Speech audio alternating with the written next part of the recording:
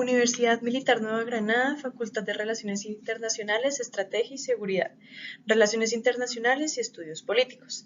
Seminario de Derecho Constitucional Colombiano dirigido por el docente John Harold Rosso Rivera.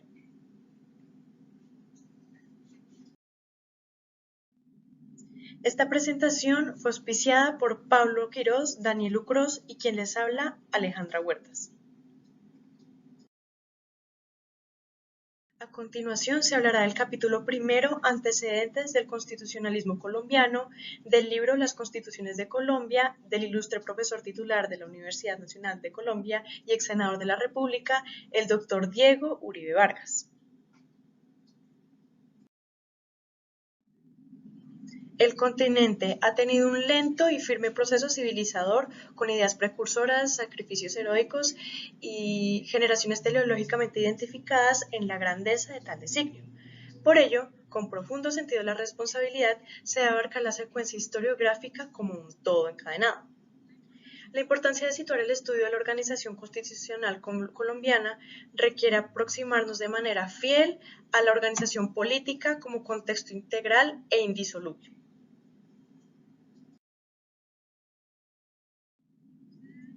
Se deben revisar las perspectivas de los antecedentes y los protagonistas que le componen. Este es el camino por el cual, a través de la historia de las instituciones, se puede descubrir las huellas de la personalidad de la nación, su pasado, presente y los hechos que devienen. De España hemos heredado la fidelidad al derecho y el respeto a las normas jurídicas, así como la creencia popularmente sentida de que los cambios y las revoluciones se cumplen a través de estatutos reglamentarios.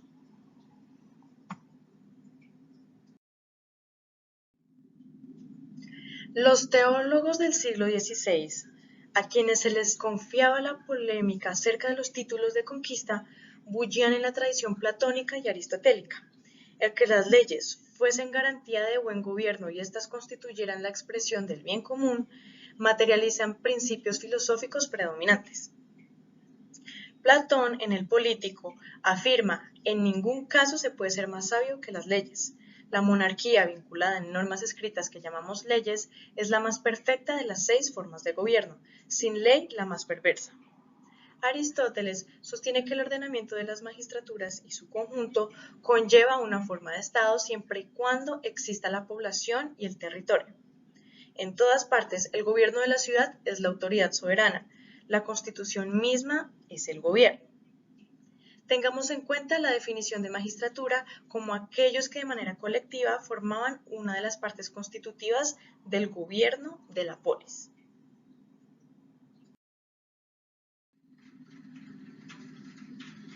José María Samper dice que el derecho constitucional en Colombia fue obra de la Revolución y el primer principio proclamado fundamento de toda organización constitucional fue el de la autonomía neogranadina, es decir, darse y mantener un gobierno propio, derecho que fue negado por la metrópoli pero que solo podía ser alcanzado por medio de la fuerza.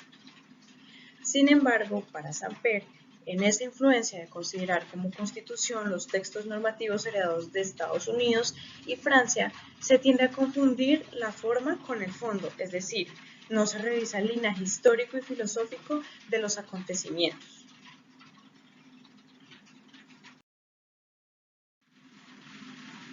López Michelsen dice que el origen de la nación colombiana se encuentra en una profunda convicción filosófica. La distribución de las magistraturas representa el punto de partida de nuestra organización política y base para el desenvolvimiento de su progresivo contorno. A partir de este planteamiento aristotélico, se comienzan a difundir los beneficios de la civilización cristiana, pues parte de la sociedad de América comenzó a transformarse de indios desnudos, antropófagos y polígamos a una organización cristiana y democrática. A partir de ahí se comienza a concebir el Estado como un poder limitado por derechos naturales, los cuales se enunciaron como derechos del hombre en nuestras declaraciones de independencia.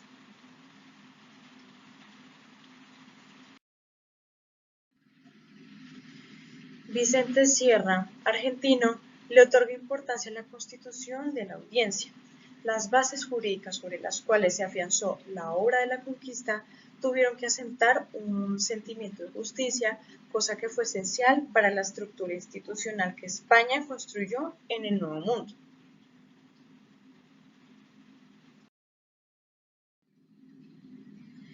Desde la Escuela Sociológica del Derecho, se parte de que el fenómeno jurídico es inherente a toda sociedad humana.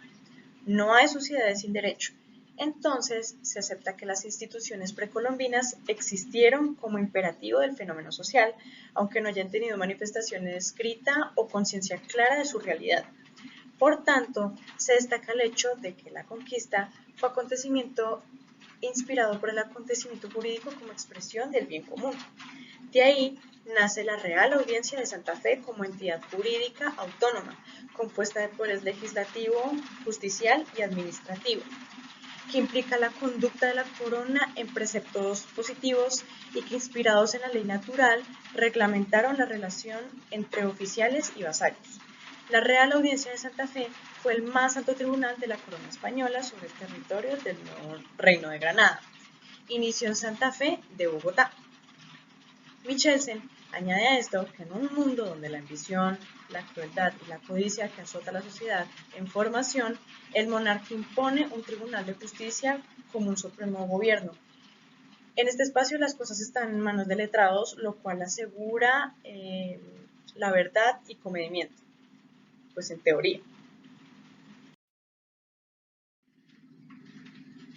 La creación de la audiencia implicó limitar a desmanes de fuerzas militares, se señaló una órbita de derecho, o más bien se marcó un norte en el derecho. Se comienza a gobernar a nombre de una entidad geográfica y se legisla a nombre de una comunidad y se administra la justicia sujeta a normas. Jacobo Pérez Escobar, catedrático colombiano, habla sobre que la nación tiene sus orígenes en la época precolombina. Ya la colonia se delinea a través de las instituciones creadas por la corona. Entonces, el nacimiento de la audiencia es antecedente de la nación colombiana, por tanto, podría calificarse como parte del origen del Estado.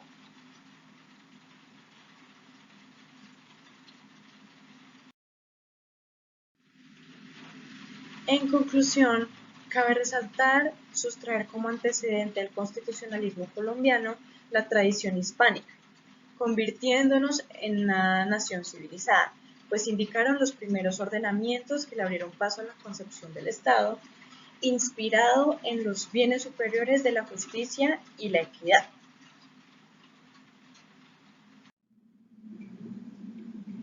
Como dato complementario a esta lectura y para hablar un poco más de las audiencias, tenemos que desde que Gonzalo Jiménez de Quesada descubrió la tierra de los muiscas en 1538 hasta el año 1550, el nuevo reino fue administrado por la Audiencia de Santo Domingo. Sin embargo, la distancia hacía muy complicada esta administración y todos los procedimientos, en cualquier caso, eran demasiado lentos. Además, los largos recorridos para llegar a Santo Domingo significaban muchos peligros, pues los territorios no eran todavía muy conocidos por los españoles. Por esta razón, y para lograr una administración más efectiva en el gobierno de los reinos de las Indias, fue necesario fundar una Real Audiencia en Santa Fe, capital del nuevo Reino de Granada, que comenzó a operar en 1550. Los primeros oidores que llegaron a Santa Fe fueron los licenciados Góngora y Galarza. Una de las funciones principales de la audiencia era vigilar que los encomenderos estuvieran ocupándose de procurar bienestar a los indígenas, tanto en la instrucción de la fe como en no cobrarles tributos exagerados, ni obligarlos a trabajos excesivos. Para este control se hicieron las visitas de la tierra, que consistían en que un oidor hacía un recorrido a las encomiendas interrogando a los indios sobre estos temas.